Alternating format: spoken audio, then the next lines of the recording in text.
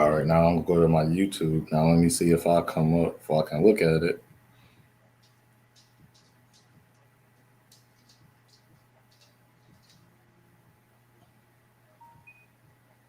And you are live, sir. You can see the Brother Talk series and everything and all that.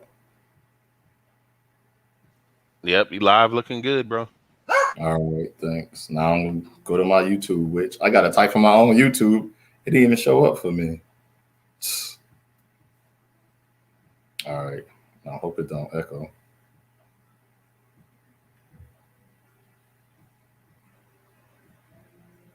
All right, there we go.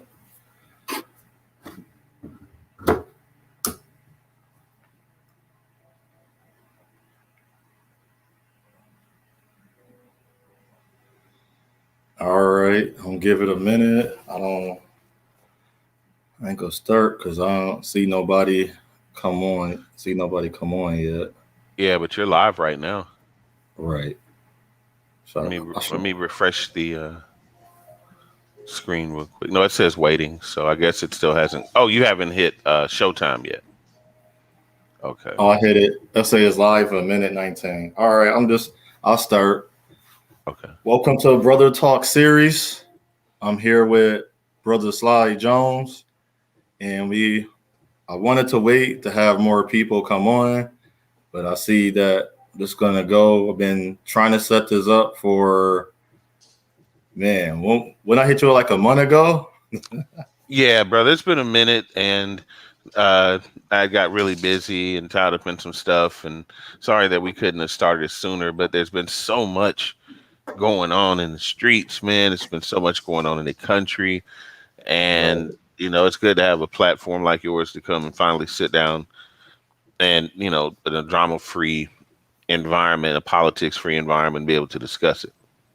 I appreciate it. Yes, and I check out Brother Sly Jones.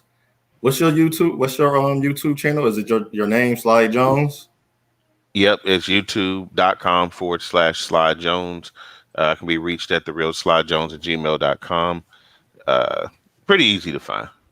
Okay, cool. And check out his story time. That was a good one. It was late, so I wasn't able to stay up, and I got a chance to dab in and out and listen to it. I know the women. If you love guys, if you love I ain't gonna say Zane, but it was up there, brother. It was on Zane level. Well, see, Zane is one of my, I aspire. Actually, I have a friend of mine in Atlanta that just took a selfie with Zane not even a week ago. And, me and her, we're kind of cool. It's just one of those high school people that, I was kind of acquaintances with. Oh, you know her from high school? Well, the girl that took the selfie with Zane.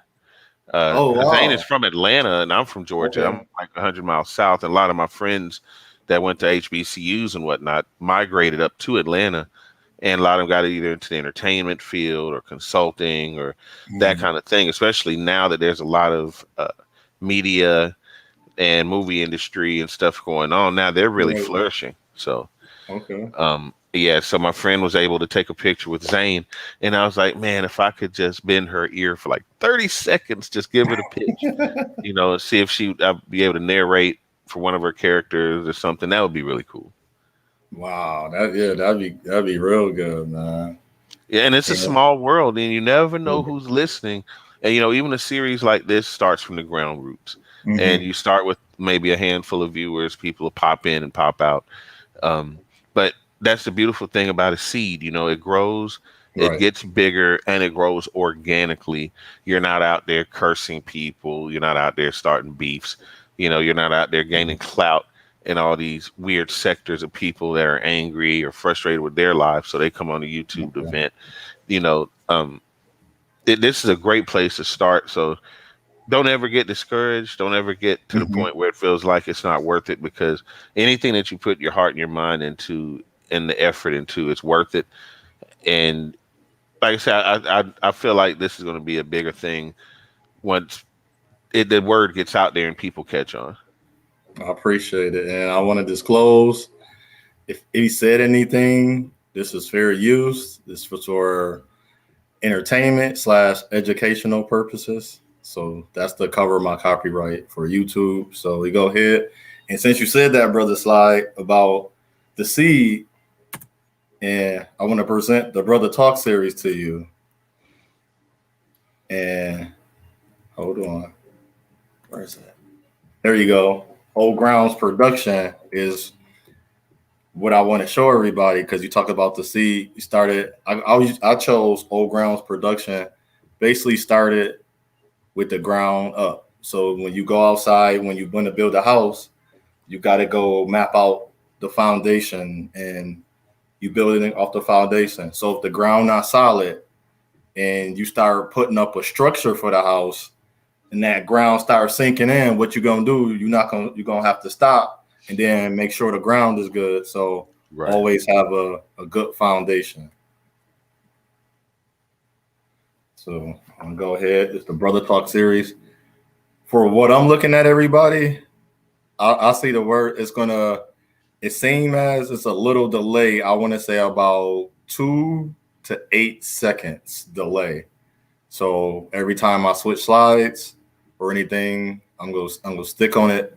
Anyways, we're gonna stick on it for a while anyway. But if it's a short slide and it's just showing Brotha Talk series name, I'm just gonna stick on it for a little while so it'll catch up. And now you will be looking at what I'm looking at in Brotha Slide. So the Brotha Talk series presents. This right here is work mentality. And as you see in the picture, you got to get there. Let me give it a minute. We're going to talk about work mentality today and your mindset. And as it shows in the picture, you have a mindset. First, you will start with it's not really a starting place. I guess your attitude. I would want to start with attitude first, based on everything that us brothers, African Descendant Men go through, then our behaviors, our actions, and a lot of actions with that behavior or thinking process. And then we have solution. Then we have results. And then once we get results, we can see performance go up and down. Then we can see why and how we got there. And so with that being said, this is based off of, gotta catch up, a community and unity, unified we can. And just like you were saying, Brother Slide, I remember I was waking up one day and I was studying Christianity. I want to say I'll never really call myself a Christian. I was studying Christianity, and this came to me, a community and unity, unified we can. But at that time, I know you be on YouTube, you be watching those panels. We call it, I guess we say, quote unquote, Black YouTube. I was always fighting and everything. And I didn't know it was that bad until I got hired at a federal job. So it was a mixture of everybody. Then you got the bilingual section of the Puerto Rican ladies and the Puerto Rican men. So they'd do that side, Latino or Hispanic people calling, or people that knew Spanish. And we had a African descendant lady. I thought, but she was married to a Latino guy. I guess they happened and they wasn't married no more. So she was on that side doing both. And it was just a battle. I was wondering why I was getting attacked for being happy, smiling, my jolly self as I normally would be. And I thought that was very weird and ironic. But then the Puerto Rican guy, the Puerto Rican women come in, give them a cake, a cookie, or not even like a whole bag or nothing, just like something they had because they have kids and things of that nature, giving them hugs, kisses, and me just being myself. A couple of our race women was saying, "Why you want attention? Why are you doing that?" I said, "I've been this way since day one." And when I first started working there, they thought I was a higher up, so I thought that was funny for them. I guess when they realized I wasn't a higher up, they started treating me different and started talking to me different. So that's what brought me to YouTube. And then I think I lost my way and started engaging in other things that wasn't part of who I was. And so But Well, okay. that's the thing about being, standing on your morals and your principles. Sometimes you're not always going to be the Clark Kent in the room. You know what I'm saying? Sometimes you're going to be that guy that, I don't know, they just love to dislike. I've dealt Mhm. with that ever since, come out of the military and everything, because when I go to work, I go to work to work. I don't go Mhm. to really socialize. I got so much going on outside of work that I don't really care to bring it to work. But when you've got people that their only social life is work, they tend to start dramas, they start rumors. Mhm. The women, they cry, they got to have attention. I can't think of any situation that will force me to cry at work unless somebody told me my mother died, my dog got hit, or, something really serious happened, my house burned down, or Right. it has to be something drastic before I will shed a tear at work. You know what I'm Mhm. saying? But there are so many people that just bring their drama and bring their mess. And I've always been, tried to be a leader. Like you say, even though I've served in leadership roles, right now I'm not in one, but they still treat me like I'm in one. And when people walk in the building, they assume because of the way that you carry yourself. You know what I'm saying? When you're that kind of man, you have that kind of aura. But they'd rather have the person they can trip out with. They'd rather have the person they can joke around with, which is fine. I can joke. I have a sense of humor, but again, I like keeping that professional distance a little bit. I found it's Yeah. better to do that than be Mr. Likability. Okay. Yes. Me too. And then when I started doing that, I said, man, my work mentality has to change because, but I still was being me. And so when I was being me, it didn't matter no more because I said I started learning from other jobs. The lessons I took Hmm. was now just be yourself. It's not going to change. Just as entering the world, just as the topic is work mentality.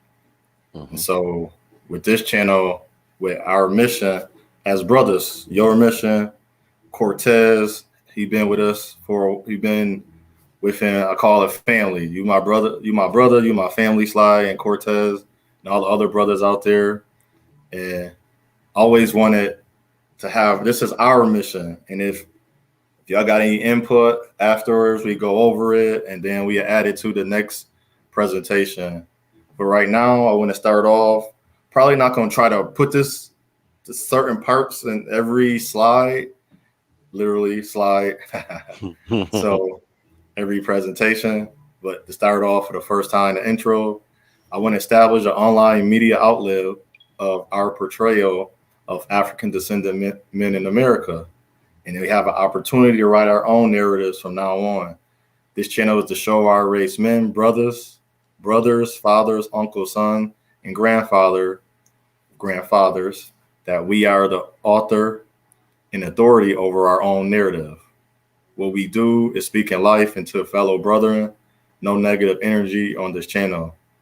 And every topic, discussion, the object is to promote good and positive outlooks on Black African descendant men. And what I mean by no negative energy, I don't mean we're not going to share our thoughts, because sometimes I learn something can sound negative unless it's cursing or cussing or you saying certain words. I learned everything a man or a woman say is not negative, and sometimes you just hear them all the way through, and Hmm. then after that you make a decision like, all right, yeah, that was negative. You ever experienced that, brother Slide? I've been baited in before, but the thing is about us being positive and not knocking each other down and being able to debate peacefully is, let's take out the division as far as religion and as far as beliefs. Like, you have people out there that are, say, polyamorous, that believe in having more than one partner. If we have Mm-hmm. that discussion, let's have the discussion before we say that's a nasty person. You know what I'm Right. saying? Or if we do have an overzealous Christian who being delivered from that, what they sound like when they come and it's Jesus, Jesus, Jesus, you know, again, before we kick him down and say that, well, there was no letter J in the Hebrew language, before we even go there, we Mm-hmm. are, we've reached a certain level of understanding. We've already graduated from those elementary points. So, the brothers that do come and build, what I'm saying, don't bring arrogance from I'm a Hebrew, I'm a Muslim, I am this, I'm that from your belief system and think that, okay, now I need to tell they need to think how I think or else they're going to hell, or they need to think how I think or they're coons. I think a lot of times that thought process is dangerous, and that's what keeps us divided. And if we can break those barriers down and just be brothers first and then be Hebrew, then be a Greek, Right. then be a Mason, then be a Shriner, then be those things, but don't bring that here and then use it as something to divide us. That's true. Like, well, I will always say that how we look at something. So, this instance, if we doing a fireside chat, we doing education, just off the top, what are some forms of education or types? We got public, private. Then you got technical, vocational. And if we was in the same household or a same group, what type of education would you want your child to go to? Then we choose. And then we choose it. That don't mean that's the finite answer to us choosing. But for now, because now we got to see, is technical or vocational better for the child? And then now we got to see if public or private, because some private don't bother some people, and public don't bother some people. I know a lot of people, a lot of us went to public schools, and look at us, we own great businesses and different things of that nature. Right. So, and as I said, I want to empowerment to empower, positive affirmations, reinforcements, how we overcame. This is one step to take back what we had never had part in negative, bad stereotypes and stigmas of all our race brothers. So, like as you said, Hebrew, Christian, then we got the progressive. Now we on YouTube. I'm not monetized, but I guess the correct word is LBGT, or I don't know if they use the word homosexual. And it don't bother me, and I don't feel as I'm gonna walk on eggshells with that, because when the brother come up, he'll tell us. But we're not gonna be in a space where he come on trying to say, well, you need to, if we need to, we'll set aside time. So we give a whole hour, 2 hours and a half, whatever we need to do for that. But not the fight over. So if we in a topic of education and we lose track, let's stick on education. So that stick on having the ideas, the questions, even the story to be told. So this is a space for brothers, no judging, downplaying, degrading, belittling, nor berating the brother. And I didn't add bashing. We're here for support, help, and expressing who we are. You got anything to say, Brother Sly, before we start? No, I'm just tracking, brother. I'm here for it. All right then. And as you see on the screen, I put now chapter 1, narrative 1, because now we going into what we want to portray as brothers. Maybe every brother don't have the same idea. So eventually, when we start all coming together, we would say, okay, I'm different. Because when that Christian brother talk, how he talked to women or his child, be a little different. But then we know overall, at the end of the day, being goodness is what we're aiming for and everything. So we don't have good love, and I can't wait for that topic. We get into love, but that's another story and get it at. So the topic is chapter 1, narrative 1, work mentality, more than a job. So your work versus others. And I came up with some questions. And if I was going to be by myself, I'd have just talked. And I don't know if Brother Cortez do he want to come up here? I'm going to put that in the chat. Can y'all see the chat? Can you see the chat? The StreamYard code? Oh, yeah. Okay, cool. There it goes. It just popped up on the live. Okay, no problem. Because why I'm looking at it that way? I'm so special. Yeah, if we got any brothers in there that out here that have any input, that's awesome. Even if it's in the comments, if you're watching the rerun, if you saw where I shared this on Mhm. Twitter or on Facebook or on YouTube or wherever you might have saw the stream, or if you saw it in the Gaikun uh, Facebook group, which is Get Your Knee Off Our Necks. It's a group that another fellow YouTuber introduced me to. I think her name is A Sense of Ah. You may have seen her in the streets. Okay. Yeah. Can you? No, you can't write that in the post, can you? No, because you're not a moderator. Now I have to figure that out later. The moderator. So if you want to be part of it, every time you come on and you got some information, because you very valuable, brother, information, I can put you on there and you just can put the information down there. That'd be Yeah, very helpful. anything I can do to help the channel, man. Like I say, we all started with one sub. You know what I'm Yes. saying? We all started grassroots. And like I said, when we first started chat, man, you plant a seed, let it grow organically, and then the fruit is that much sweeter. Yes. It's easy to go out there and get a whole bunch of attention doing something really, really stupid and go Right. viral. You know what I'm Right. saying? Or even somebody else's misfortune. But to be able to give of yourself from your heart and be willing to sacrifice that time and take the time to try to build and grow. Like I say, it's the hard way, and it's the harder road to take.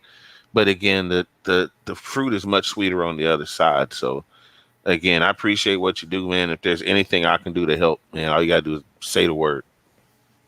I appreciate it. All right, we're gonna start off your work versus others.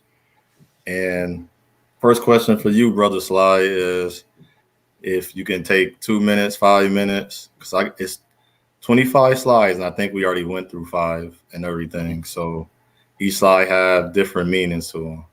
And if you just, I'll have a problem with it. I'm not telling that to you to be funny or nothing. Like the way the question is worded, like stick to the subject of the question. Because trust me, I have more questions that probably if you get into something else or if you catch yourself, save it. Believe me, it's going to be in another question. Okay. Like, No problem. You see what I'm saying? Yeah. I keep it I'm going to try concise. myself too. I'm bad at that as well.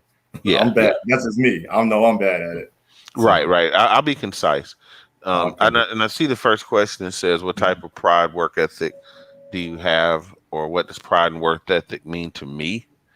Man, it's my work ethic and how I carry myself is the legacy that I leave. If I were to die tomorrow, what would people say about me? What kind of legacy would I leave as a man? I would hope that anybody that I met would be a better person for meeting me in one way, shape, or form, that I did something for them at some point in life and wasn't just a taker, wasn't just a mooch, somebody that pulled my weight. Yes. Because and even when it comes to work ethic, I don't need the manager to be at work for me to work my hardest. I don't need to show out for the boss. You know what I'm saying? And I saw that in the military. I saw that in Fortune 500 companies, that Yes. the slackers were all of a sudden these great employees on the day that the big boss is walking the floor, and they're active and they're answering questions and they're doing all this stuff, where every other day they're laid back with a blanket wrapped around them with a headset on, knocked out. Right. You know what I'm saying? You can't get them to help. So my work ethic tells me, regardless of who's there or what my role is, even if I'm a leader, that doesn't mean I sit in the office and do nothing. I should be out there with my troops, getting dirty, doing what needs to be done, moving on to the next task, instead of bitching and complaining when the job doesn't get done. Because yes, they are subordinates. Yes, I told them to get it done. Yes, it's their job. But still, that little extra hand or that motivation might be what they need to knock it out of the park, as opposed to doing mediocre or not getting it done. So that's what that means to me. Right. Thank you. And I say for me, the type of pride and work ethic I have, and what does it mean to me? The type of pride I have, if I know I can give example as a dietary aide, you have certain specific duties and responsibilities you have to do. I think a lot of people get mixed up with duties and responsibilities. So it's my duty to make sure It depends on type of the day, but mainly is to keep everything stocked, whether I'm there or I'm about to leave. Especially, it's more important when I'm leaving, because the next morning I'm usually not going to be in the same area, and that person not either. So whoever taking over don't have to come in and worry about everything else. All they should be doing is setting up to serve for the breakfast. And if I didn't do that part, or I didn't clean correctly, it fall backs on them. So they trying to catch up until lunch, until they leave, and they're gonna have a harder time. And I look at my work ethic is very valuable to me, because I know when I leave that this is dietary aid as example, when I leave that area, I know now my responsibilities. What did I do? Did I check the temperature on the refrigerator? Is the washing machine, not the washing machine, the dishwasher trap cleaned out? Is the floor is good? Is the utensils placed as they were supposed to be placed? And is everything drained? And so that's part of what my ethics and pride is, and how Brother Sly said. So, and brother, do you have any examples on, based on your pride and work ethic, how you handle yourself? One thing as a black male in the work environment, while especially around women, it's been my experience working in the hospital and again working in the office setting, that being the black male, you're automatically assumed to be a horn dog. You're supposed to be after all the women, especially after the white women. You always want to try to not be intimidating. You don't want to come across as a thug or anything like that. So a lot of times you find yourself dialing yourself back. That was me in my younger day. Now, as a grown man, the way I handle myself is I'm honest, but I'm blunt. I'm blunt enough to let the younger ones know, okay, respect me. You know what I'm saying? I'll laugh with you. I will crack a joke with you. You know what I'm saying? If you come to me for something, I'll help you out. But for the most part, let's keep that certain professional distance. We can exchange phone numbers. We can game together. You know what I'm saying? Certain things we can do together and hang out and stuff. But again, keeping that professional distance, especially with younger ladies and everything, having to talk to them respectfully and making sure that, they're trustworthy, because the young black women in our jobs are the ones I feel like we always need to protect. Yes. And I see the white women taking advantage of them, telling on them, lying on them, spying on them, always doing something to disparage them, especially my black supervisors, black female supervisors. So the way I handle myself is just be blunt but fair, work hard, don't give them an excuse to say I'm not doing XYZ, and we can all live in peace. That's good. That's good. Right. Because it's like the examples, it's like what I be doing and how I look around, just as you said, brother, is I make sure I'm not doing nothing that Tommy, Brian doing, because when they look at me, they're not saying that. And one of the ways I explain this to the young men is, how we say good things happen, bad things happen to good people. Well, I had dialed in and Spirit gave this to me one time and said, you know why good things happen to bad people? Quick example, 2:00 in the morning, you shouldn't be outside. That was one example. So how to relate this one to work, the Spirit had gave me and said, well, think about this. OJ, you show up on work on time. Sly, you at work on time every day. When you show up, what you do? You clock in and you write your name on that paper. All right, now let's go back what I say about the work ethic. You got duties and responsibilities. You do all your duties. After every duty you do, what do you have to do? Sign your name on that paper or punch some type of clock saying that you did that. Right. And then same for your responsibility. So in your duties, there's a responsibility. Even though that you wasn't supposed to do that, but you seen it. And when you seen it, you got to always sign your name. But I learned something about that too. Now I'll get into the next question part of that. But you sign your name, and you want to know why? When you did something wrong, Brother Slide, and they called you to the office, what did you do every time? For me? Yeah, no, I'm just saying the way I just explained it. What did you do every time? Every time you completed something, every time you did something, what did you do? Signed off. You signed off. I was accountable. Just how the slacker, and the lazy person. Guess what? They wasn't there to do what? Sign their name.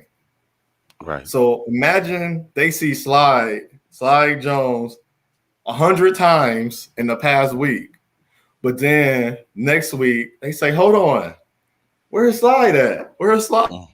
See, they notice that.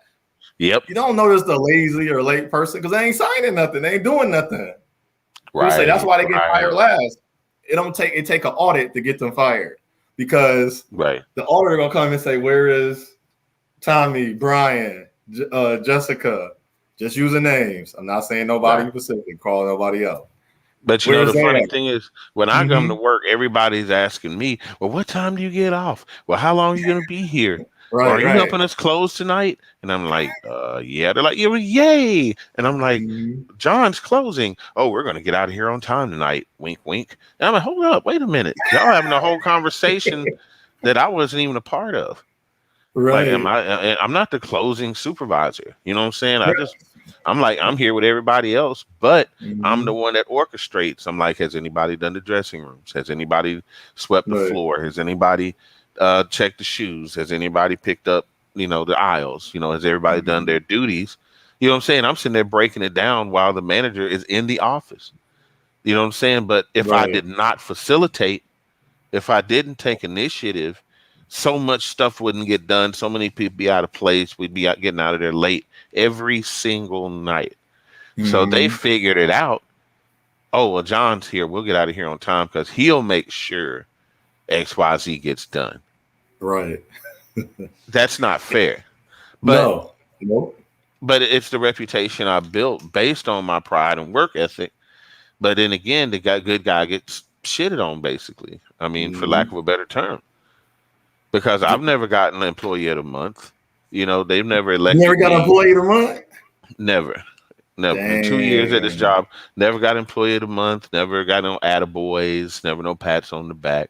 Matter of fact, what they do is, if the way they get at me is on my evaluation. Never once call me to the office and say, "John, you didn't do this right."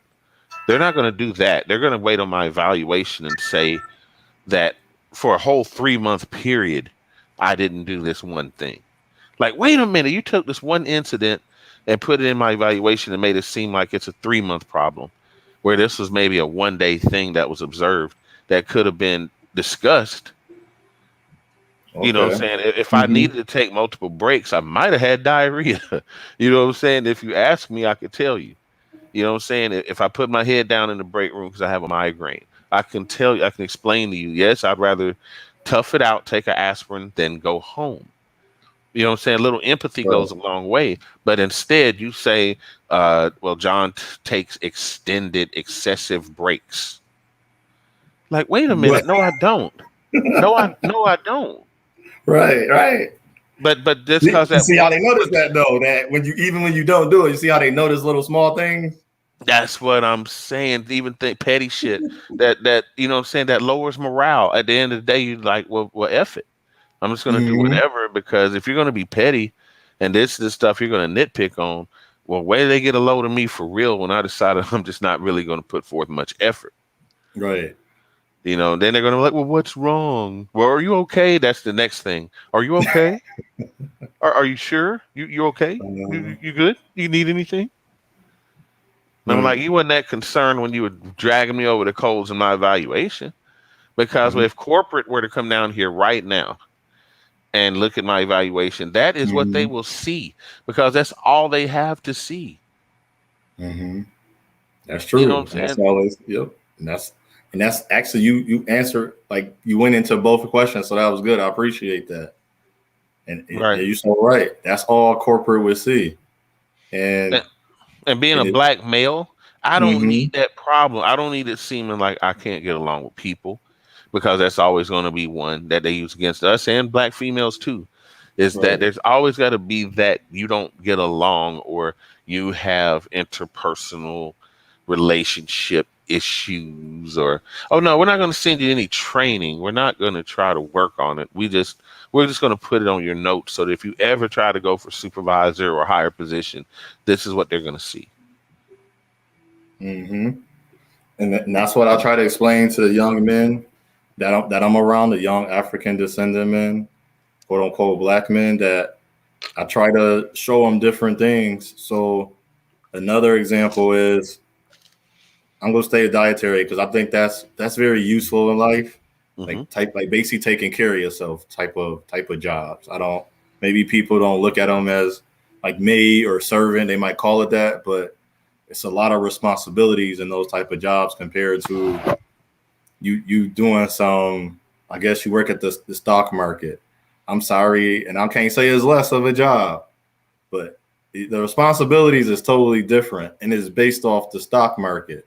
So you got a lot of give and take. But when you helping to assist people, there's no give and take. You either do it or them people gonna be hurting later in the long run. Yeah. And then that's the discrepancies in the long run. So by being affected in my duties, I do see a difference when it's not even just say another race male, like we was talking about the lazy or the late person. That's the difference. When you don't do the job, just as you said, you start getting headache, brother Slide. Everything started being affected. They start looking at you and you saying, that's not my duty. Put that Right. down. Go to corporate and then tell me how to do that. So when they show up, and it was funny when they do the audit, you don't be doing those duties. The people that's assigned on that paper be doing those duties, and you just laughing because you saying, "Wow, this is the easiest day I had in what? Because they come like once a year or twice a year." Right, right. And you know So, what? It's mhm. the same thing that just happened at my job. It wasn't even 2 weeks ago. We got Okay. out of there like 8:30. We close at 8. Mhm. Usually we get out there at 9, 9:30, 9:45. Oh, well, we're having company tomorrow, so make sure everything's ready. The store was spotless. It was magnificent. It was Mhm. spotless. And I'm like, Right. why can't it be this way every night? We got the Nope. people to make it happen. But you got the same drones, the same stupid robots that walk around do the same stupid shit and say, you do this, you do this, you do this, you be accountable. And if you're not able to get it done on time, let somebody know so we can all come in and help. You know what I'm saying? Instead of having one Mhm. person just walking around, well, I'm just kind of picking up, I'm just kind of doing whatever. Kind of doing right. Right. And then this one's talking on their phone. This one's playing games. This one's pretending to do something. So really, what you have is you got 3 people that should be doing something that aren't doing anything, and then you're the one person running around breaking your damn neck. Mhm. And that So happens for me more often than not. yes. So you feel? Do you feel as there's a difference and you because of your skin color or your job title with your skin color, or do you feel as do you even see a difference? They always want to ask the black people to clean the toilets. They always want to ask the Mm-hmm. black people to do the dirty work, or if the toilets flood, if the extremely heavy stuff comes in, or anytime there's some dirty work to be done, they always want Mm-hmm. to call either the black girls to do, oh, it's raining outside, we got to get buggies. You'll never see a white female do that. There's always either a black male or a black female at my job that are doing it. The white girls are not going to do it. They'll I'm look at you laughing because crazy if that's you ask them true. to. I'm thinking about even when I did a cleaning job. Now I'm gonna go with the cleaning job. You think about that? No, they never asked them to do that. I thought that. No, I'm laughing now. So in my mind, it's funny in my mind, not because Hmm. of the differences. That is, It's, I'm not it's, being mean about it. it's funny It's because funny it's how you true. said it. It's funny because it's true. It's true, right? Right. They don't never act up. You know? Dude, now you got me thinking. I didn't even think about that. Yeah, I live the difference. It's not what difference do I see, bro. It's Right. the difference I live. Every time I clock into my job, that's how it is. The CEO's kid never wears uniform. He's always wearing Georgia, Auburn, anything, college T-shirts, whatever he wants to wear. Halfway, jeans with holes and rips and tears and whatnot. Right. We got another manager that came in, gay dude, busting a sag. Nothing against gay people, just happens to be gay. He wants everybody to know he's gay, so I might as well say it. So, gay dude busting a sag and, act like he can't lift no furniture and back always hurt. We know why his back always hurts. But anyway. Stop. All right. Then we got a little white junkie that walks around, a little bow-legged junkie that walks around and talks to herself. And, she's the worst of the worst. I don't know if you ever seen that movie. What was it? The Hateful Eight? Yep. I just seen it a little while ago. Yes, sir. You remember that white woman named Debbie Domergue? Mm-hmm. She is a real life walking, talking Debbie Domergue. Right? That bitch is a real life Debbie Domergue. Wow, that's so funny. She is. She really is. She even talks like her. They talk. Now you have me watch it. It's on Netflix now because I seen it on DVD. Now it's on Netflix. Yeah, she's one of them ones, got kids with the snotty nose and the shitty diapers with no clothes on, with the Kool-Aid stains, walking around barefoot with glass in their feet and shit. She's one of them kind of. Oh, I get it. Oh, all right. Yeah, man. I hate to paint that picture, but you know what I'm saying, man. Them stinking ones with the Kool-Aid stains. You're like 3 years old, still they ain't potty trained, they the finger in their nose, dragging around some dirty ass teddy bear. We call them daycare kids. Yeah. Like remember baby kids? They was like, look at them daycare kids. They know running and everything. Yeah, she one of them, man. Right. All right, we had our little. Oh man, leave her kids in the car so she can run around the corner and get a hit of dope after she does. You're so stupid. We ain't gonna do that, man. I know, man. I'm sorry.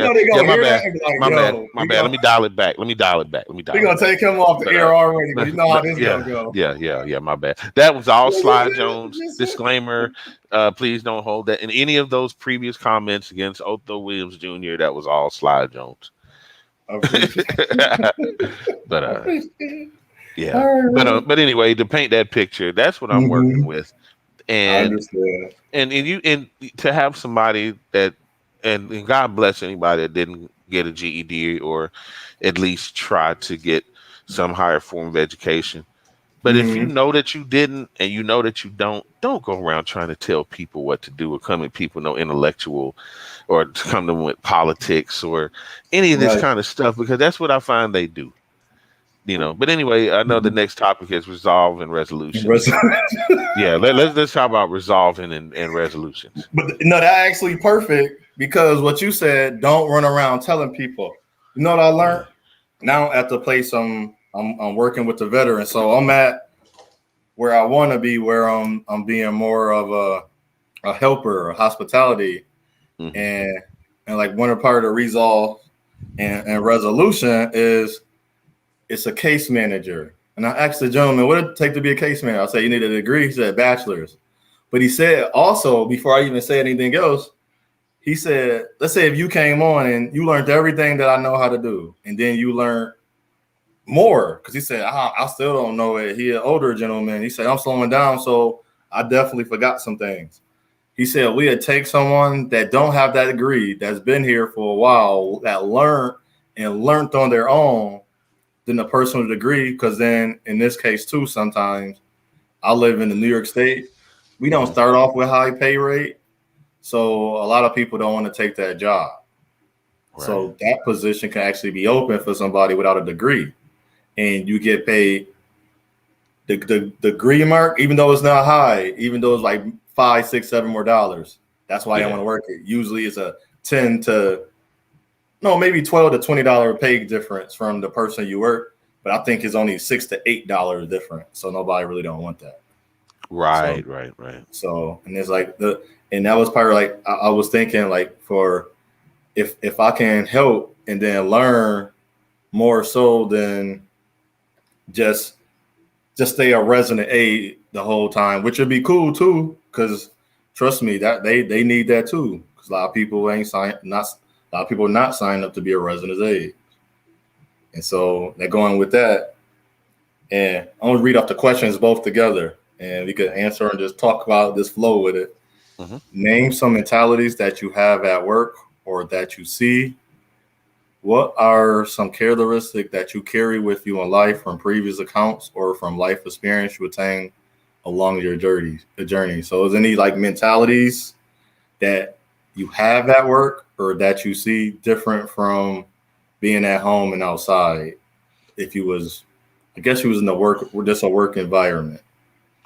Well, one thing about the military is I carry my work environment. I mean, I'm sorry, I carry my military mind Mm-hmm. into my civilian work, my casual life, my YouTube life. There's always that element of military bearing, I guess. Mm-hmm. So if it was any previous experience that I've obtained that I've kept with me, it was to suck it up and drive on, even if something wasn't in my favor, not to just say, you know what, get deflated and say I quit, I give up, but to keep driving forward, always progressing, never just spinning my wheels, never just taking attaboys and pats on the back and letting my pride get the best of me, but actually saying, okay, what can I do to be a better man? What can I do to be a better father, a better person?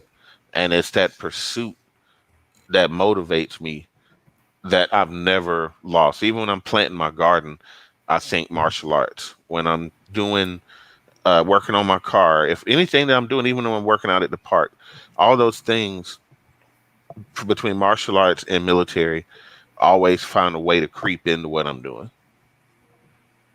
Okay. Oh, that's a good one. Yeah. The mentality of that, I can say I have I think a high mentality when it's time to get my job done and the Mm-hmm. things I see. So if I know we had a certain meal today, well, I'm gonna stick with the cleaning part. When I was working as a place called Janitronics and I was cleaning, I noticed that my mentality every day was to go in, see what the new year is, because Monday, Tuesday, Wednesday, Thursday, Friday, Saturday, and well, sometimes we did a Saturday or Sunday, but it was rare because it was the school on Saturday and Sunday, and I know Friday was my deep clean day because we won't be there for 2 days, and they might come to school because sometimes they might go on a trip and they come by back out of school, even though they're not going all around the school. Mm-hmm. Still, so somebody will linger somewhere around the school that you come in on Monday, it's a big fingerprint or footprint somewhere, and you said whatever, why they down here in the first place. So my Mm-hmm. mentality was always that I know that I had to carry myself a certain way because sometimes I was around the children in the school, the kid. I don't call them children, like teenagers. They was Right. mainly part of the high school and then the grammar school part or the junior high. I mean, not grammar school, and didn't see them a lot because they was in a different part of the building where I didn't clean until after everybody really left, even the high school students, because they had the sports and the activities and everything. So I Mm-hmm. didn't make it that part till a little bit later. So I had to carry myself as an adult all the time. I couldn't joke around, couldn't act silly, and that's hard for me. If anybody know me, it's hard for me not to act silly and just be serious all the time. Yeah, I can And imagine. And as a black man too, you got to bottle a lot of your stuff up, whether mm, we want to or not, whether we even recognize it or not. Now, you do have brothers that a lot of times they are either independent contractors, like truck drivers, for instance, are some of those outgoing people because they know their mhm. money counts on hopping on that truck. They can say and do whatever. Right. I, I've even been on trucker YouTube, and I thought that black female beef sector YouTube was a hot mess. Oh my Mhm. God. I stuck my head in trucker YouTube and I watched my algorithm of everything truck. I don't even want monster trucks coming up. Those discussions, those guys are just way over the top, even for me. And nothing even really shocks or surprises me. But Right. trucker chat, Hmm. oh we.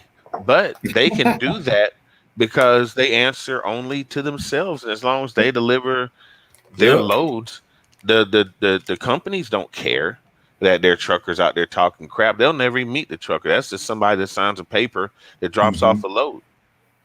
That's true. And if Yeah, you're an owner or operator, nobody's going to take your truck from you because you said, whatever. So, there's a certain level of freedom that comes with occupation and with money or wealth or independence and that. So, how do we go about empowering each other to still be honest and put forth this message, but still be tactful and be mindful of our jobs and be mindful of our families and not be willing to just sacrifice everything for, I guess, keeping it real? Where do you draw the line? I guess one thing is, if you work for Coors, don't drink a Corona and take a picture. If you work for Coca-Cola, even though they're the same products, don't have a Pepsi in your hand and take a picture and be at a party. That is true, bro. That is so true. I was an independent contractor for Coke one time, and I had a Pepsi thermos, and I brought it to work one day. Man, they almost hauled me out of the building. Oh my God, the way they acted, they were like children. I was like, seriously. I was like, oh, all of this over a thermos? Right. Because the mentality they have is, you work for Pepsi. I know when you read that print, it's a Coca-Cola on it, because I think Coca-Cola is over a Mountain Dew. Yeah. Pepsi, unless it changed. Now my knowledge, I think Dr. Pepper or somebody changed from Coca-Cola. They're like almost independent. Yeah, they did. Really not independent from them. So now it's almost as if I seen that commercial. Was it what's in Kit Kat? Was it Twix? And they was separate. One was because it's like chocolate and caramel, or caramel and chocolate. I think, is that Twix commercial? You know what I'm talking about? Yeah. That was Twix, and it was funny because they still the same thing. I don't care how you put it on. The caramel still have to go on that cookie part, and then it still needs the chocolate. Yeah, but it's the same thing. Yes. Left Twix, right Twix. Right. And you need that's the same thing no matter how you look at it. Yeah, so, people would still go to war. In the ancient days, people would still go to war over left and right Twix. Right. That's what I said. So that mentality you have, don't matter what you're doing and how it matter how you're doing it. So you go on with that mentality. I'm here to work. I'm not here to mess around. But unless there's a moment and they say, okay, peace or party, not in that weird way they've been talking about peace or party. You get some, our quote unquote black people some pizza, they think that's supposed to make us forget about that you still owe us that half of our paycheck from a couple weeks ago. Exactly. Oh, their pizza good, girl. They really care about us. Right. Well, thank you. Well, thank y'all, and God bless y'all, and thank you, Jesus, for y'all. And y'all just do us so good, and y'all really do care. And I like working here. And this, man, I live in the South, man. I'm in a town that. I live in a city that the town motto is what progress has preserved. What progress has preserved, which means after all of these years in 2021, we still have down there by the river a plaque up about an Indian massacre for the last Indian settlement that wouldn't move out west. They hung them right there on that spot by the river and left a plaque up to dedicate that shit. Like, put it in historical context, maybe put a statue of the Indians there and actually tell their story instead of having it up there almost like front page news, like, this day these Indians up, you know what I'm saying? And have it right there and without any context. 6 Indians died today, tried to cross the river and they were shot dead, and the ones that survived were hung. And I'm like, so what's the moral? That's very encouraging. With no moral of the story. No moral of the story, right. No context, just a placard saying, okay, this is a historical site. Something happened here. Just like the Black Historical Trail we have here in Columbus, Georgia. We have what they call the Black Historical Trail, which are grave sites for slaves. So it don't have, you ever seen, I don't know, I know that Catholics, they do not talking about Catholics, but it's just an example. The 13, I don't know, I call them the 13 pathways to the resurrection, I guess. They don't have it like that. It's a monument. You walk by one, and it shows how he's getting charged, and they show the guards taking him. And then they have a little writing on the thing explaining it. They don't do nothing like that. And then you get all of them till he get to the tomb and the stone. They find him. He gone, then he ascended, whatever. It's like 13. They don't have nothing as that. It's just more of like but the name of them, that's the motto though. If you think about their motto, they basically staying the same. Yeah. So basically but we don't want to stay the same. And just how you brought that up, we want to change. So comparing that to the work, what did you do to change your work perspective with those people, the way they treated you? They knew you was going to call you to get out the bucket.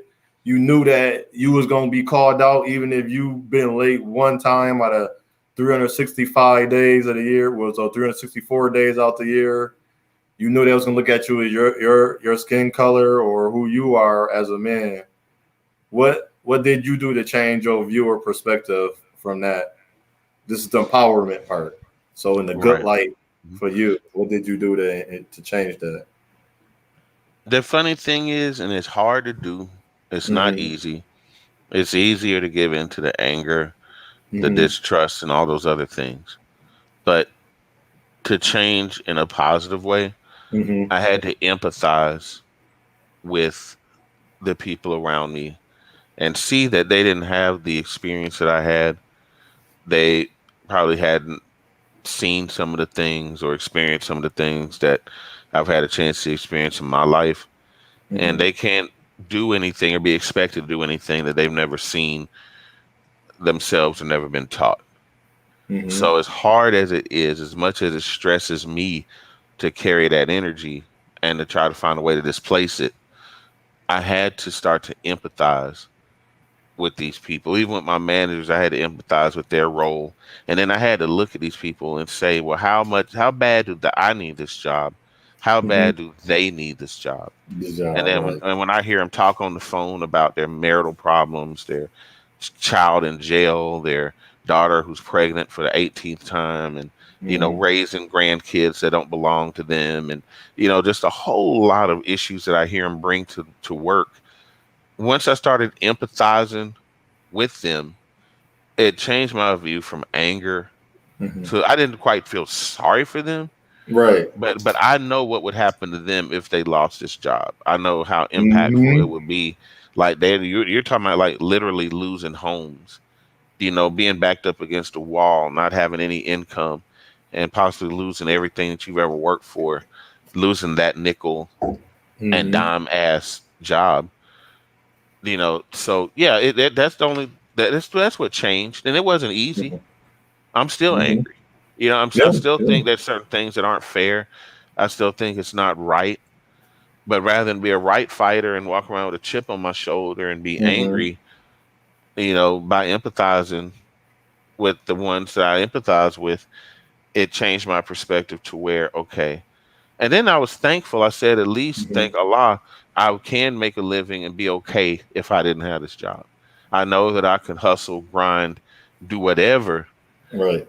And I have that much confidence in myself that if they fired me tomorrow, I could do that. They can't do that.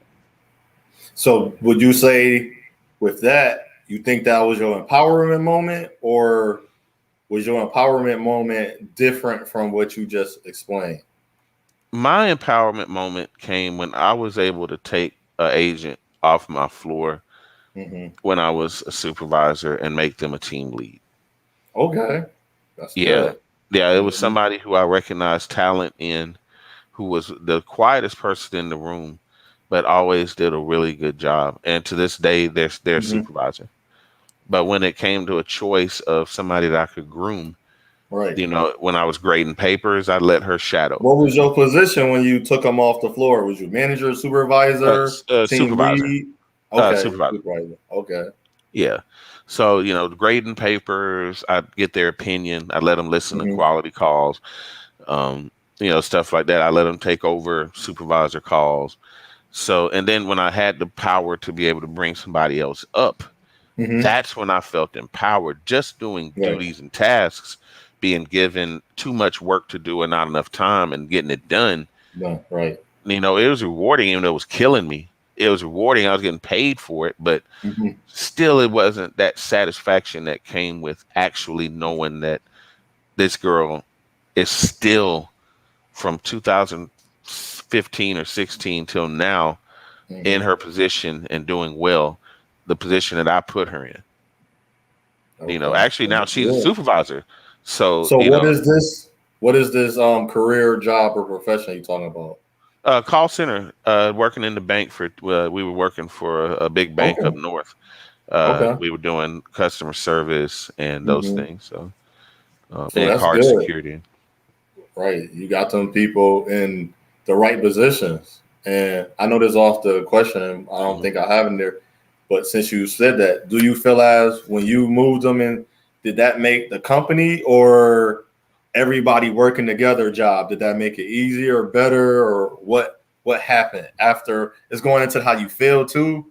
So what happened afterwards, and then since then, how did it? What changed about the company, the mentality, the work ethic, and everything around you? Well, it did. Well, it wasn't. It was a little victory and a big war that you never were really meant to win. Right. Anyway. So, I accepted small victories as they came. I had to run two teams. I had one outbound, one inbound, one sales team, one inbound customer service team. So I had to take care of two payrolls, take care of two teams of disciplinary issues, two teams of I don't want to come to work on time, two teams of my baby just got sick and I need to go home. So I had to deal with that on the double.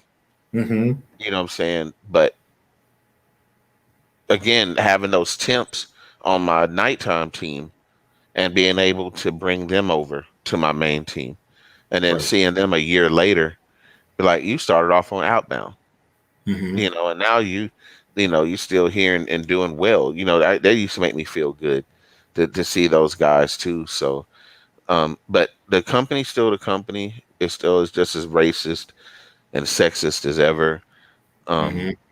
They've made a lot of cuts in this. My ex-girlfriend still works there. Me and her are tight. Yeah, me and her are pretty close and everything. She still works there and they're surviving, but the writing's on the wall. Automation is taking over. They're using the 1970s IBM program. They still using that?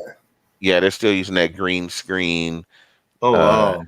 Yeah, just basically ones and zeros almost, like real old like green screen technology, and they're still selling it because all they're doing is adding memory to it basically. So just adding more to the database, and it's not what they put a slick veneer on the front of it that fountains in front of the buildings, and they got gymnasiums and hair salons, and you think this is the greatest place ever to work. You think you're working at the Starship Enterprise or something.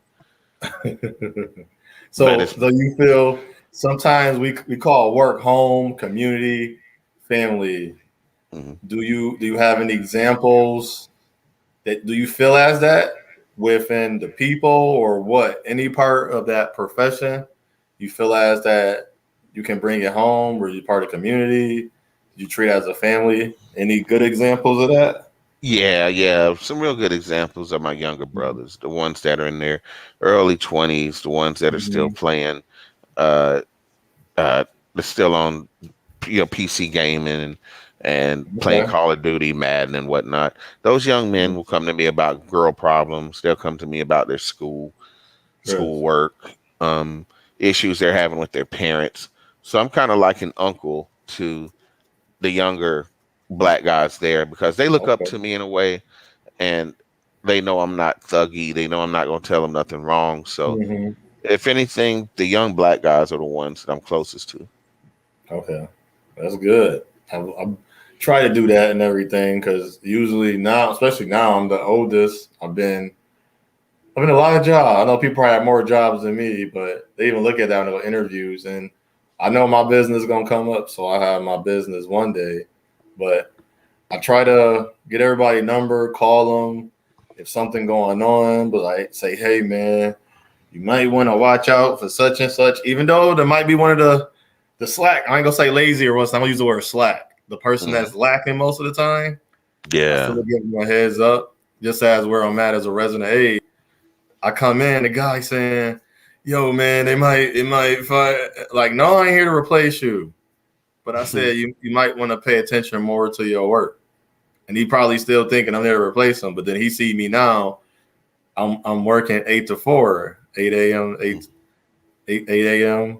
to 4 p.m. 1600. So I guess that kind of eased him, and he's doing his work, but he's still making them same discrepancies. So, but my best place I ever worked with was, like you said, my military background was in the Marine Corps. Is I just caught up even on Instagram with one of the brothers. He got a daughter, 16, one 14. I don't know if he married, but he been with the same lady. So whatever, you know how my mother and father was together umpteen years, never been married. It didn't work out, but they didn't get married, and they're making that a big thing nowadays. So I still look at every place I worked at, it was the people. And even where I'm at now, I was homeless 6 years ago. And then one of the guys still there. Now I'm helping him out with things he got going on in his life. Not so much monetary wise, just being a brother. He was being a brother to me. And so now they say pay it forward, but it's natural. It's not, I'm not doing it to get anything out of it. So right. And the biggest blessings that we get is being a blessing to somebody else. And it's okay to be that, no matter who might be around you to tell you otherwise, or those negative Nancy's, because they are there. Right. You know what I'm saying? There's no avoiding them. They're always going to be there. But how we deal with it is what makes us the men, separates us from the men we want to be, to the punks and the cowards and the ones that just give in and just take the world for what it is. And I'm glad to know that we can elevate and build with, someone that doesn't, that sees the world from that perspective, not just from the ground looking up, but from the top, actually looking down on everything, where you can see everything going on around you. And that's one thing you learn as a Marine. One thing I learned as a soldier: scan 360. You scan your 360. You pay attention to everything going on within your firing range. Everything within your zone. Even when you're safe, you still have your guard up. And that's not a bad thing. Left, search and assess right. Right. So, yeah. So, but you say affirming. Yes, affirming you. That's the next bunch of questions that's going to pop up in a few seconds. What I mean by affirming you, what are things you work? So I remember, even though this is about work mentality, you can dip into, like you said, in the community. Since we spoke about that, what makes you proud of the work you do or you did? What are some things you enjoy? We kind of like touch on a little bit more, just a little bit. But that comes along with a type and style now. What type of style did you pick up? And when did you know this work, life, professional career was for you?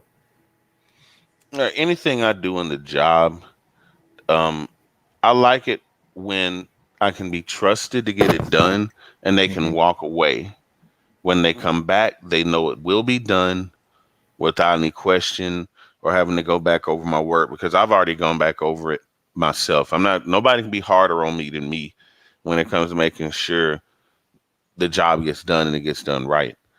One of the things that I enjoy that come along with the way that I work is I go with the flow. I'm loose. I don't just come in, even though I do have military discipline, I still have flexibility and fluidity to change with the situation. I don't have to just be one stickler, one way for this, that, and the other. You got to have common sense, be able to think outside the box and adapt to different things, because things from will pop up. And you got to be like, oh crap, make that last minute change, last minute substitute, whatever. And in food services, it's got to be the same way. You might run across something you didn't know was expired until you check the date, but this just came off the truck. It's not your fault, but that doesn't mean that you just serve it anyway, or just toss it to the side, or just don't tell anybody. That's not the way it's done. You take accountability, and if you don't have eggs, you better start slicing potatoes. If you don't have any potatoes, you better start peeling some onions or something, but make it happen. And then you do the aftermath. Then you do the, okay, well, this is what we did wrong. This is where we dropped the ball. This is where we could have done better. And you go back and do your post-mortem. But one of the things that I learned was to adapt and overcome. And that's what makes me strong in the workplace, is being able to adapt to change. And it was no more fun to do than an IT. Now that is where you feel like MacGyver, or you feel like Geordie LaForge, where you feel like almost like a scientist, whatever, hacking the matrix. Or you can go into a server or a router and fix a problem, or go into a switch and add a MAC address to a switch and make something work like magic. And hook up a whole store worth of wireless, having everything work and be there for a grand opening and work all the bugs out of a system. And at the end of the day, in a little town that never had a grocery store, just made $100,000 in a day. Because you were able to get the system up and running on time for their grand opening, which everybody knows grand openings are a 12-hour day of hell. Because nothing's going to work right. Because that's when your pride kick in. This is just the start of your pride, because you think about, because people, I hate when they say, "Oh, you proud? You got too much pride." And I say, "You damn Skippy, you damn right." I said, "You don't know how long it took me to get here. You don't know how hard I worked. I mean, I really worked hard, because some people got a better brain power than me." Like I told a young lady, we was in school, she was crying about her grades. She got like a 75 or something, lower than that. And she seen my paper, but she ain't really care at that moment. But she kind of looked at me like, "Oh, why the dude ain't mad?" So I said, go ask the teacher. Maybe he wrote your thing down wrong. Maybe he did something. He went back, he said, and he showed us, he said, "No, I really did mess up. I just didn't give her a grade to make her happy. I really messed up. I apologize. I'm sorry." And then she asked me why I'm okay with my 75. And so I said, "Would you want to come in first place or second place?" He said, "First place." I said, "What if you came in second place? How would you feel?" Basically, that's how she felt then. She said, I wouldn't quote unquote like it. I said, "So what did you do?" She said, "I'm gonna go back and keep training, keep coming." I said, "So what if you just keep coming in second place?" She said, I don't think that's for me. And I said, "Why?" She said, "'Cause I come in second place." But I said, coming in second place is not always bad. It is not always, it's not good, but it's not bad.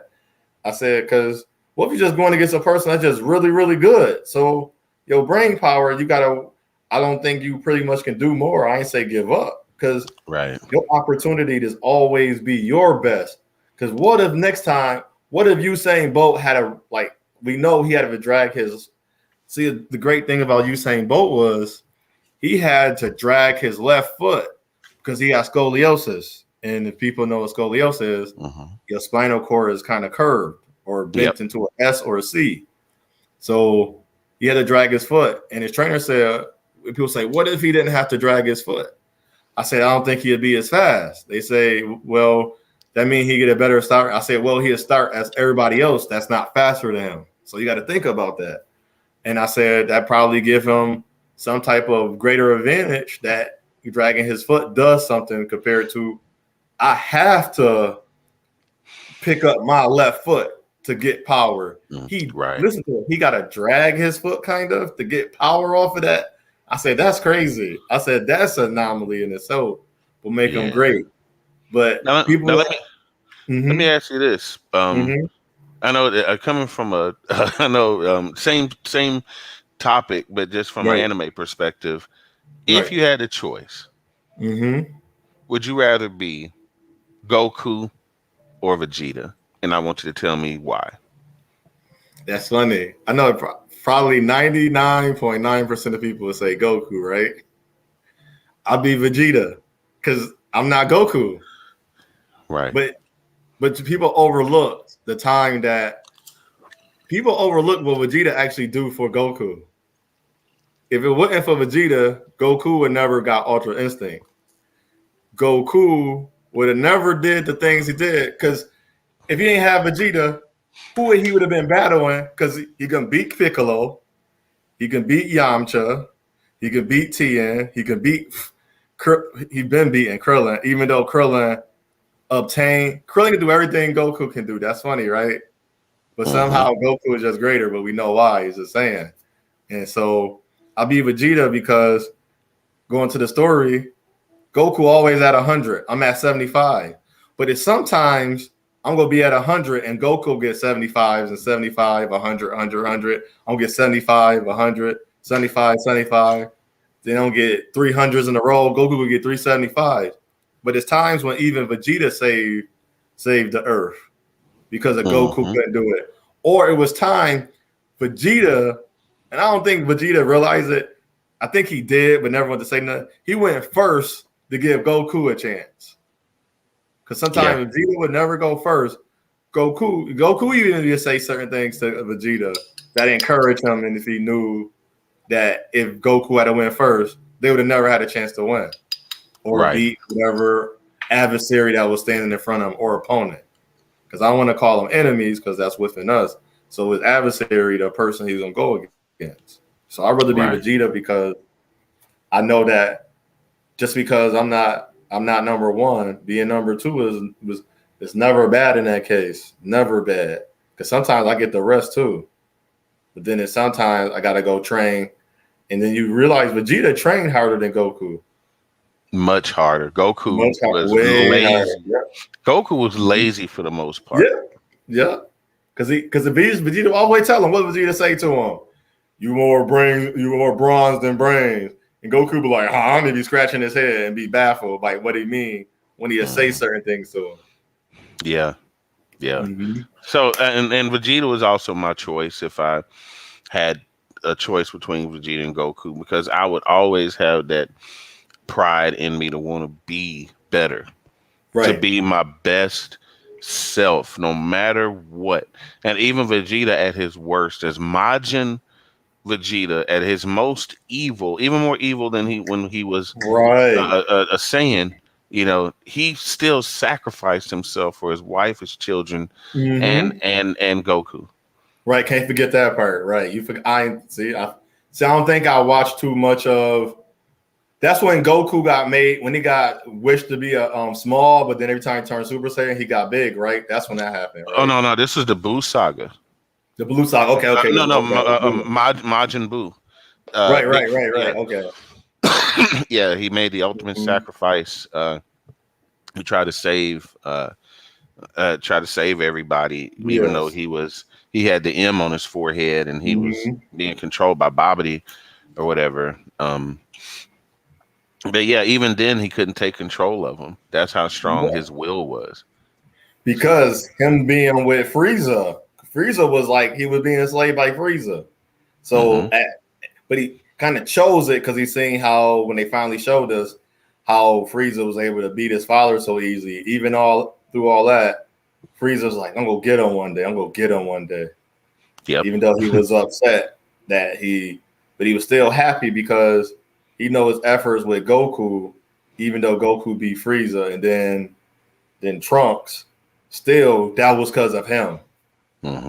So he finally learned what Goku was trying to say, but Goku never learned what he was trying to say. I think even that Ultra Instinct, and then the one they doing now, the Super, I don't know what it's called now, with the abilities, and they was supposed to take all the destruction power. The guy run around. He captured Goku. Who did Goku fight in the tournament? That dude, the pink. Not Toppo, but you're talking about Jiren. Jiren. Remember they put them on this planet Earth thing? This not planet Earth. This Earth, and he was fighting this dude who stole the powers from the Kais and stuff, that or something of that. Oh, Zamatsu and the Pink Saga, the Rose. Yeah, Yeah, yeah, Goku Rose. it's on right now.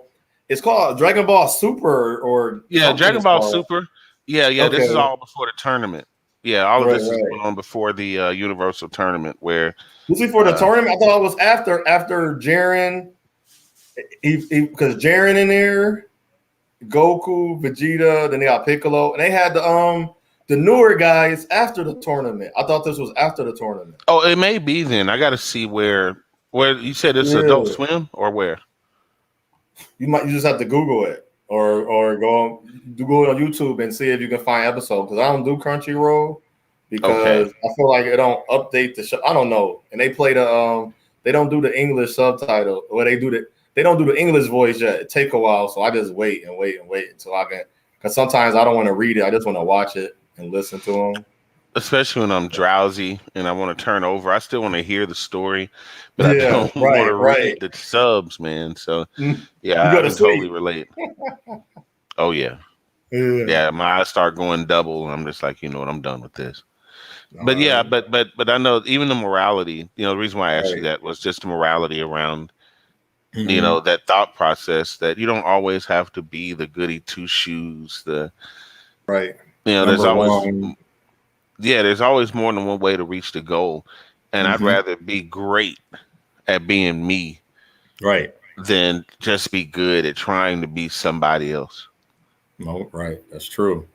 So that lead into you're talking about Goku and Vegeta reinforcing your powers. If you know about Goku and Vegeta, they always reinforce their powers. They went to another planet, even though they're from another planet. They went to another universe. They went to everything. They even died and came back to life. The get stronger, or to understand more. So with understanding, you learn how to deal with people mentally, and some standards, criteria, and duties that's important to always go by. For me, some standards is to always, it's going to be corny. I know if I can look myself in the mirror and I can lay down at night, that was a good day for me. So some people can do some crazy stuff outside and then go to sleep. I don't know. I'm scared of those people. Not scared as in scared, but I definitely don't want to be around those people. And you can go hurt somebody and go to bed at night and don't think nothing bad about it. Or steal from somebody. And have the money and don't care. Don't have that thought of guilt or conscious. Like stealing a wallet and then you throw their wallet somewhere, cut it up, or throw it in the garbage instead of just saying, I'm not saying steal the money or nothing, but dang, you know, if you steal the wallet, try to find a way to put the wallet somewhere that they can at least find their wallet. I'm not saying steal, but it's like that's another example. Is like dang, I know you don't have no conscience or anyway you stealing, but I couldn't even do that. Like if I did that, if I found something like dang, and I realized it, I was like, dang, let me go find out where I'll put that at. So I can at least have that. And then the guilt wouldn't leave me alone, but that's just me. You know what I'm saying? And if that makes me weird or whatever, then that just makes me weird because no, you're good. You know, because I know there's some guys that have made a lifestyle of going in and out of prison, and for them theft and if you got it, I got it. If you got it, I can take it, and all of this. And I'm the bigger man. I'm an alpha, so if I see a car I like, I can take it. If I want to take the dope, I can take it. I just take what I want. You know, you have guys that live like that have that opposite conscience, and I guess they call them narcissists or whatever. And there's they come up with all types of names, right. But there are people that are out there like that do use their energy, you know, in an abusive manner. You know, and even they, you know, I believe some people, if they're shown a different way, can turn around. You know, if they can see the beauty of fellowship, for instance, just being able to chill. That's why I do the midnight ride, not to self-promote or anything on your channel, but just saying that's something, you know, no, that's just something away from everything else where people can just relax and Right. chill. There's Right. no fighting. There's nothing to Mm-hmm. fight about. There's no beef. You know, I mean, even in the Star Wars sector, there was beef.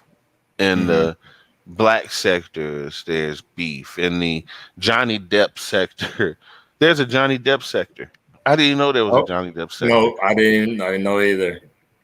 Man, they run thick, and they are dead ass serious. You bet. I mean, they're worse than the Beehive. You better not say nothing about Johnny Depp. I Mm, mean, because of the Amber Heard situation, these are those same right. little incels that are like, there can't be a black stormtrooper. No, you know what I'm saying? Those guys, you know. Aren't they the geeks like us that watch the anime? I just found out that people lied about anime. It was a survey online.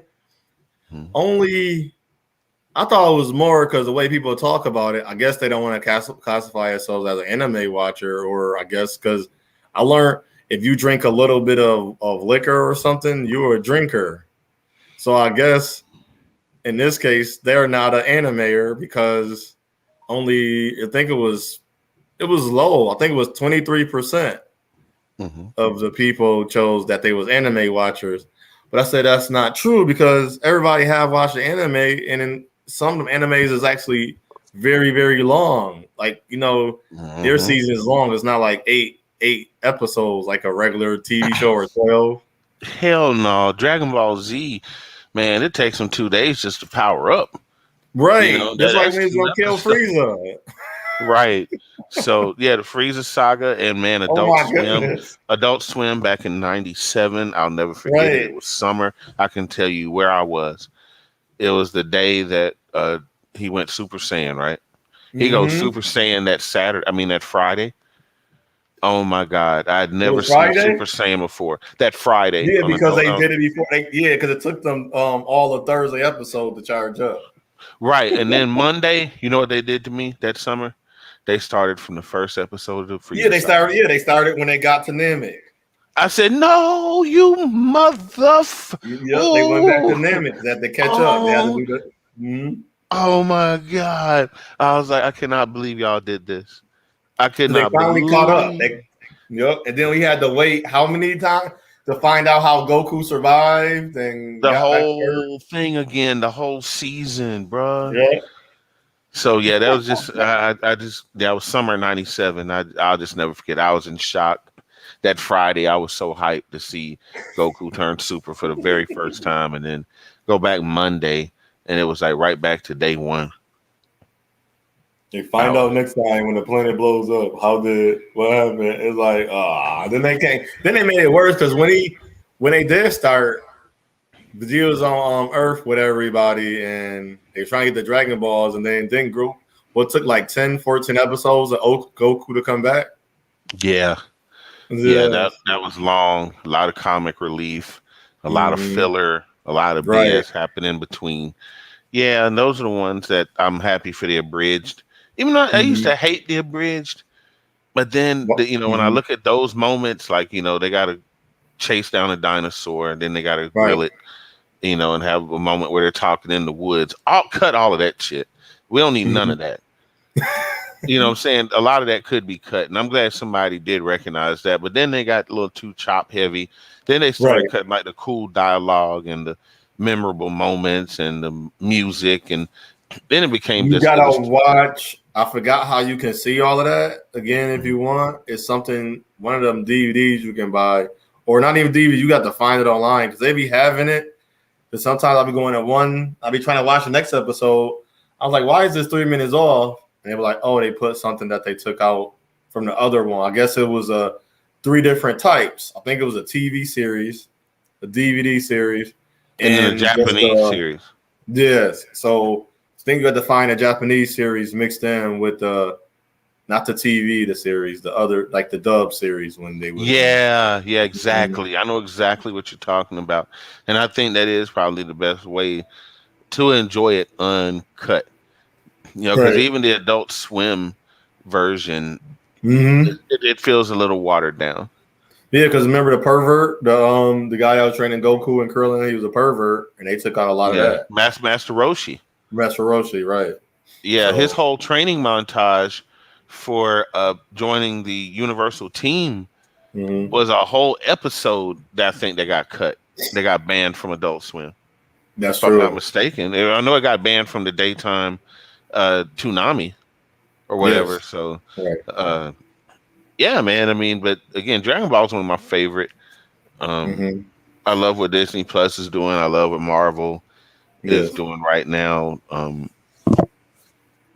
look forward to Phase 4 and Yep. stuff like that. But again, I know that's probably a conversation for another day. But I look Yeah. forward to having with you.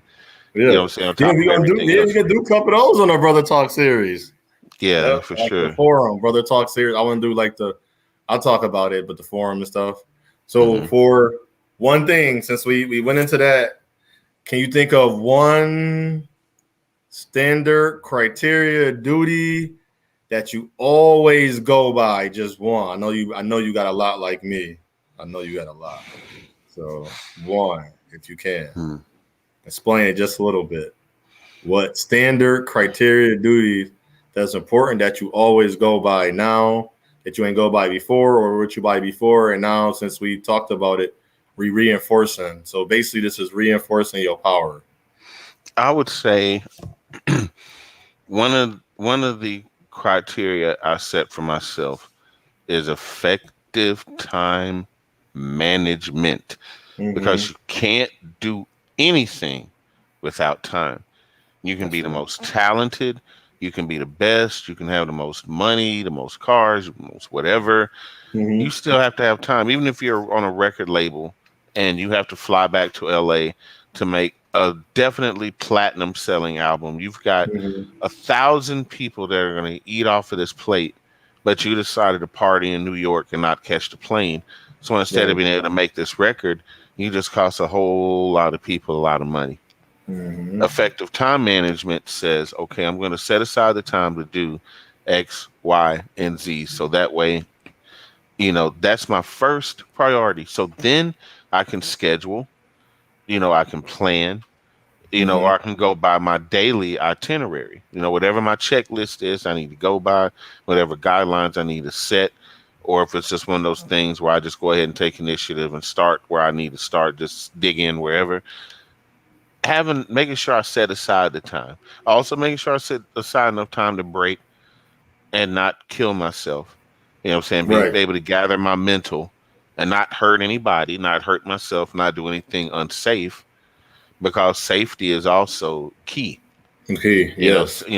Safety is right up there with, effective time management and those other things. But I just put time management up there Mm-hmm. because it's something I was challenged with in my youth. If it took 15 minutes to get to work, it would always take me 20 if I left 15 minutes to go. Okay. If I left with 20 minutes to go, I always Mm-hmm. showed up 10 minutes early. And Right. I'm like, what kind of freaking time vortex am I in? I know it takes 15 minutes. My phone says it takes 15 minutes to get to work, and I will get there 5 minutes late every time. Mm-hmm. But if I leave 5 minutes early with 20 minutes to spare, I'm early 10 minutes every time. So Yeah, effective that's time management, some vortex. right, right. But effective time management has always been the thing that kept my blood pressure low. It kept me from spazzing out on people because I knew what was in front of me and I could get a blueprint and say, okay, then I start setting goals and deadlines. What can I Mm-hmm. reasonably get done in this amount of time? And then I have my list of priorities. This is the important thing. So let me make sure the important thing gets done. To get the secondary shit done second. And then if there's somebody else I can help out that's falling behind, help them out so that everybody stays That's caught up. right. That's true. So I'll say one standard that I have, mine's gonna be quick, is that when you go into a place, then and we went through all that reinforcing. Let me go through. Let me call out the names of the. We got our work mentality with our attitude, behavior, action, results, and our performance. So it's more than a job to me. My resolve, resolution, my empowerment, affirming me, and reinforcing my powers. So when one of my standards, criteria, duties I always look at, come in being myself. Don't listen to what, again, John, Terry, Brian, Tanisha, I don't care what they got going on. Remember, they not your friend. You there to work with them. If you become friends off-site, cool. If not, don't worry about it. But always follow your duty and your job responsibility, your profession. If it's a profession, you know you got that degree, follow what it says does and do. And most of the time you got a degree at a place, you probably not following nothing. So, but you know you got to stick by certain things in order to get the job done. Right. So, and didn't come up on the screen yet, probably. Before we take off, so another time, do you have any encouraging words, quotes, statements that you want to partake with the brothers for work mentality? Yeah, don't forget to love yourself. Don't forget to take the time to self-reflect. Don't forget to take the time to groom. You know, if it's been a while since you had a haircut, you know, if you got longer hair, get a retwist, you know, clean yourself up. You know, don't ever let them see you slouch. Don't let them see you sleep. Yes. Don't let them see you faded. You know, stand strong. You know, don't be afraid to be the strongest man in the room. You know, you don't have to be the coolest. You don't have to be the loudest. But there's something that comes with strength and inner strength, and just not to forget that. You know, be proud of yourself, love yourself, and that it makes it easier to love everybody else and take care of everybody else around you. But don't forget about you. That's true. And he took the words right out of the slide. And I don't know if he even looked at the slide. I know he looked at it before, but I don't know if he looked at it today. And it's funny, he was right on time. Don't forget, everything start with self-development. So he just said, don't forget to love yourself. The development of self before anything can make you. If you're not mastering yourself, and meaning that you know who you are. So when you master who you are, you know how you're gonna respond when Tanisha show up late. Now you're gonna respond if you're working with Alonzo tonight, and he take breaks 3-4 times. You know what to say to him. After a while, you're gonna know what to say to him. Because if not, you're gonna do yourself a disservice. You're gonna get mad, you'll get angry, you're gonna be upset. Then you're gonna be at a job that's saying this job suck. And I have to tell this to some of the, especially the young people, your job don't suck. You didn't take the time out to appreciate what you had going on before you started. And so I say, how long you been here? 2 years. You hate it? They say yes. I said, you didn't hate it when you start. It was like, because it was, I said, no. I said, stop. You got to look at yourself. They was complaining. You wasn't complaining while you start complaining. Because you start listening to them and you start taking on what they had. Yep. You weren't complaining when you dressed up and you filled out the resume and you in there nervous. They left you in that little cold ass room by yourself for like 30 minutes to see if you was gonna nut up or not. Right. You know, doing that old test. And I learned about the test. You know, and if there's any youngsters listening, sorry not to really cut in, but no, go ahead. When I was a supervisor and we would do interviews, we'd leave them in that little cold ass room with the temperature on like 63. And we'd always see which one had to get up and use the bathroom or had to get up and make a phone call and didn't have the discipline because the call center was always freezing. Right. And you if sit there for long periods. Right, for hours. And if you couldn't sit there for 20 minutes, then we knew that you probably weren't cut out to be there. And it's simple shit, not your resume, how clean you look.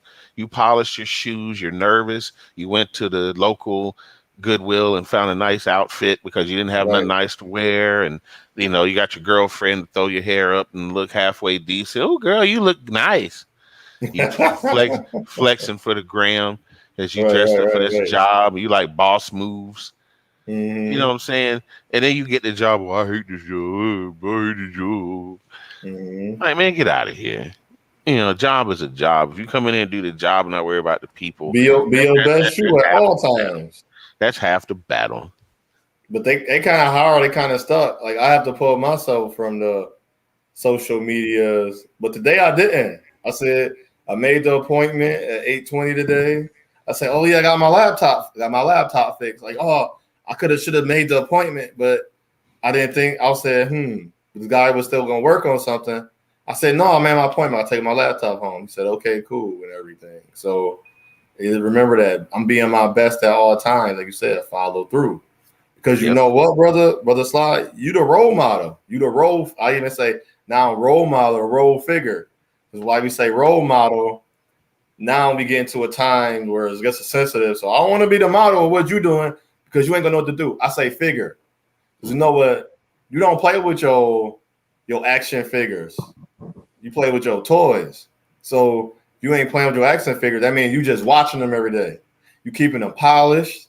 You keeping them upright. You keeping them in position. Oh, I must have bumped the dresser or the thing, and now he out of place, and I had him pointing at the other foot soldier. If it was a Ninja Turtle, he not pointing at him no more. Or this one fell back here, or somebody, you get mad.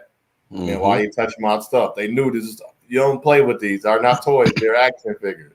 And so, in a young man's life, they see you. Don't matter what. Trust me, he sees you just like as my neighbor's son.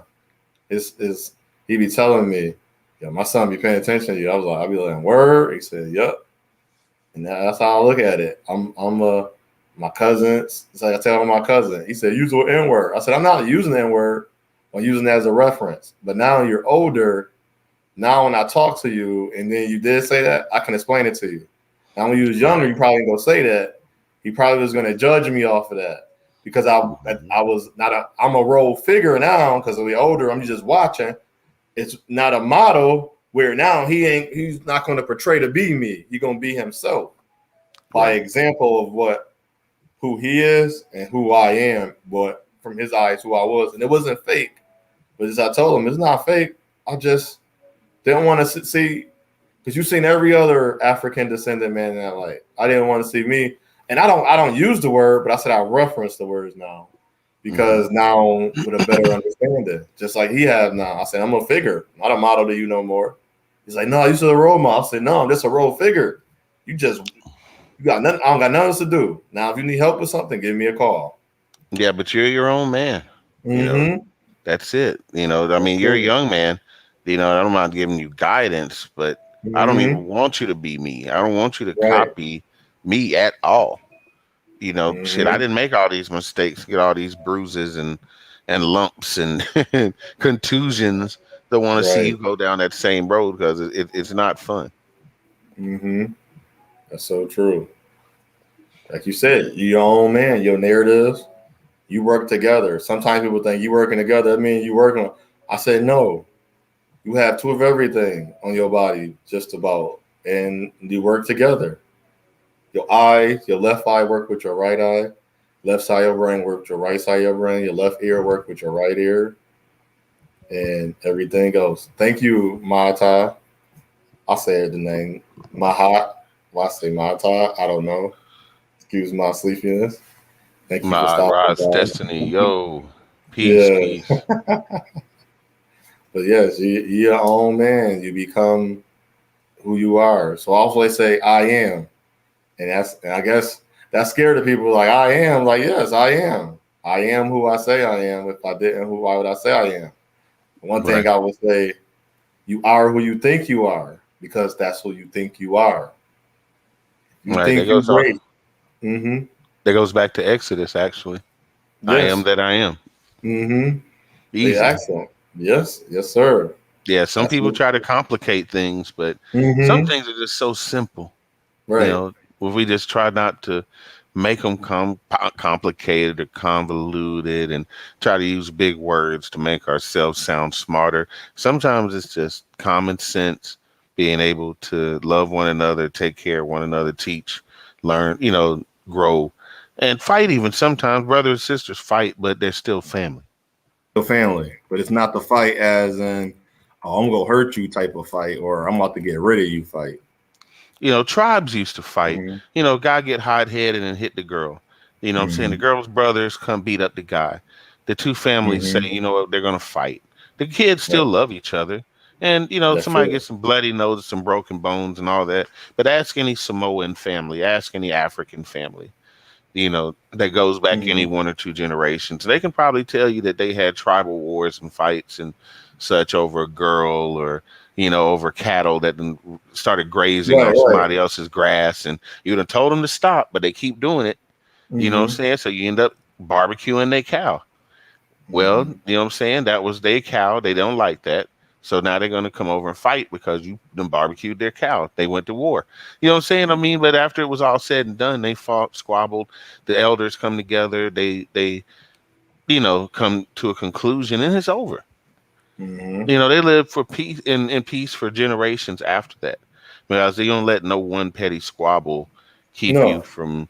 from glory or from greatness. And it's okay to disagree and whatnot sometimes, but not to the point where it's destructive. Right. That's what I tell people. Not to get into it real quick. Hmm. I don't believe the history of us enslaving each other. I just leave it at that. So I want to thank you, brother. I'm not ending it yet. It's still got a slide I want to share with everybody and you too. Thank you. And I don't know, thank you, sisters and sister, for coming on. I appreciate you. I don't know if you ever heard the slide from another man. I love you, man. And I appreciate everything you do. Appreciate your channel. Even if it's cool. Like some channel, I appreciate yours because it's just you being you. You didn't come with I don't know if you came from another channel or as a panel or as a mod or something. So like some other people now they got more of I call it I don't say family because I ain't gonna call nobody a follower. They might call them subscriber, follower, and everything. So or you part of an actual good thing. So I see you part of a good thing, and I appreciate you for coming on and sharing what we I won't say what we have going on and everything. And then for the young men out there, I didn't hear I was a man until when it come from my mother, it come from my father, nobody else. Came from the first lady at the church. She said, "You are a man." I don't remember everything she said, but I remember that part. So you've never heard that? You are a man when they call you sir. Accept your sir. Accept what you really are. You are nothing less than who you really think you. If you think you are that way, then that's how it's gonna be. I'm not sure if it shows up on the screen. It should be there by now. It say there. Even though I say African Descendant Men in this post, it had black men at the time I wrote it. No matter what, someone always will be watching you, whether it be other races, family, friends, children, women, other men. I know the pressure mounts on your shoulders, but I said kings at the time, but emperors. I say emperor real quick because emperor, you give what you have to her. If you think about procreation, seed, and all that good stuff, you carried a burden that others never knew exists. And you exist. You are here, even though you carry something special. And it's not a burden, but it's something that is going to be a burden because, like Spider-Man, with great power comes great responsibility. And even with Goku, he took on the responsibility that nobody else was going to take on. Or in some cases, even the other guys, even Vegeta didn't have the ability to take on that burden, but he had to help. And then in the same time, have fun, show them your beauty. Beauty is not always looks, cutting your hair, or wearing clean. Like, no, I ain't saying wearing clean clothes. I mean wearing the newest fashion, or what type of car you drive, because that's part of slavery too, with whips and chains and all that good stuff. Then show them and you fill in the blank there. And also, always to say, we all we got, brothers united, African descendant men, we're focused, love thyself, and this is really to encourage and to build each other up. And you got anything else, Brother Slide, you want to add on? No, just again, just everybody love one another. Peace. Thank you for the time on your platform for allowing me to speak and be here. it's really a blessing, and I look forward to doing it again real soon. All right, I appreciate you, brother. And I always say, it's our path, our journey, our choice. Choose wisely. Ackle and shalom, and hope everybody be great. Have a good night, and try to be better next time. Not as long, but I think this went pretty good and everything. Everybody, shalom. Shalom, brother. All right.